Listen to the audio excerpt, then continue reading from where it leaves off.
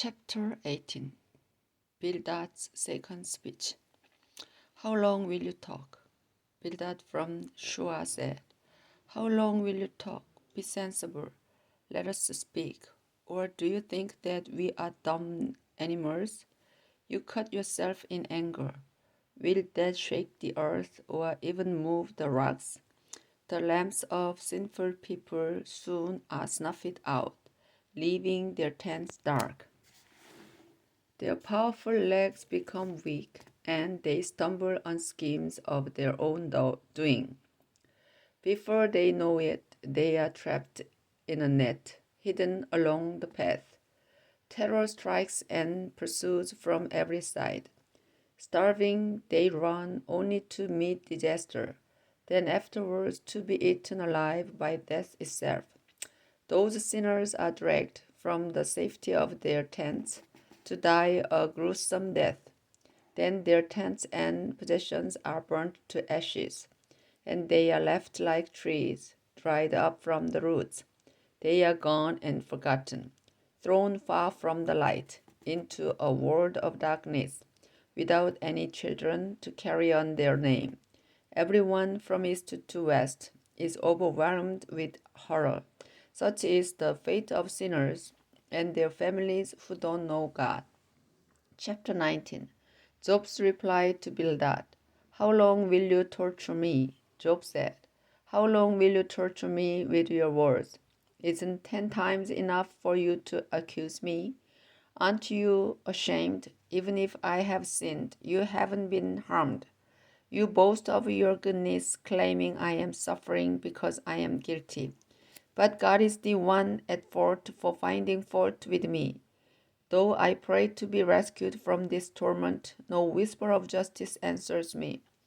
God has me trapped with a wall of darkness and stripped of respect. God rips me apart, uproots my hopes, and attacks with fierce anger, as though I were his enemy. His entire army advances, then surrounds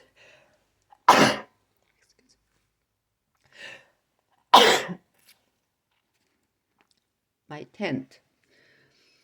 I am forgotten. God has turned relatives and friends against me, and I am forgotten. My guests and my servants consider me a stranger, and when I call my servants, they pay no attention. Excuse me.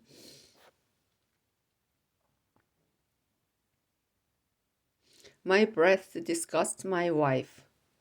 Everyone in my family turns away. Young children can't stand me, and when I come near, they make fun. My best friends and loved ones have turned from me. I am skin and bones, just barely alive. My friends, I beg you for pity. God has made me his target. Hasn't he already done enough? Why do you join the attack? I wish that my words could be written down or chiseled into rock. I know that my Savior lives, and at the end he will stand on this earth. My flesh may be destroyed, yet from this body I will see God. Yes, I will see him for myself, and I long for that moment. My friends, you think up ways to blame and torment me, saying I brought it on myself. But watch out for the judgment when God will punish you. Chapter 20. Zophar's second speech. Your words are disturbing. Zophar from Naamah said, Your words are disturbing. Now I must speak. You have accused and insulted me, and reason requires a reply. Since the time of creation, everyone has known that sinful people are happy for only a while. Though their pride and power may reach to the sky, they will disappear like dust, and those who knew them will wonder what happened.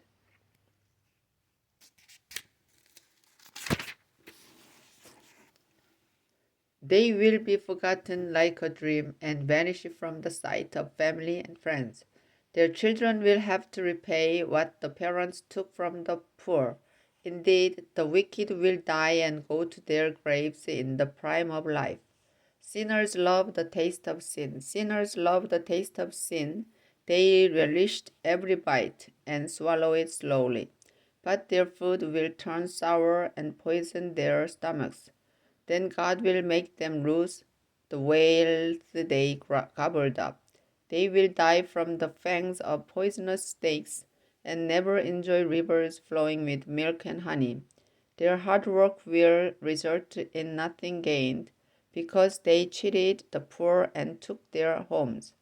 Greedy people want everything and are never satisfied, but when nothing remains for them to grab, they will be nothing. Once they have everything, distress and despair will strike them down, and God will make them swallow his blazing anger. While running from iron spears, they will be killed by arrows of bronze, whose shining tips go straight through their bodies.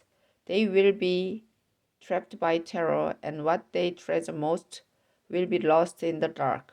God will send flames to destroy them in their tents with all their property. The heavens and the earth will testify against them, and all their possessions will be dragged off when God becomes angry. This is what God has decided for those who are evil.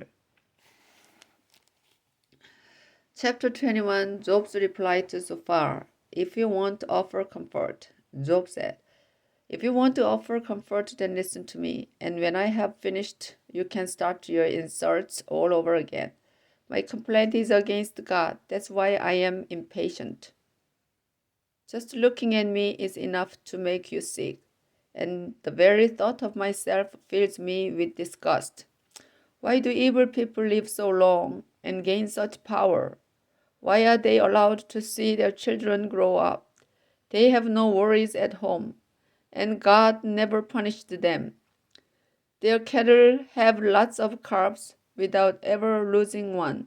Their children play and dance safely by themselves.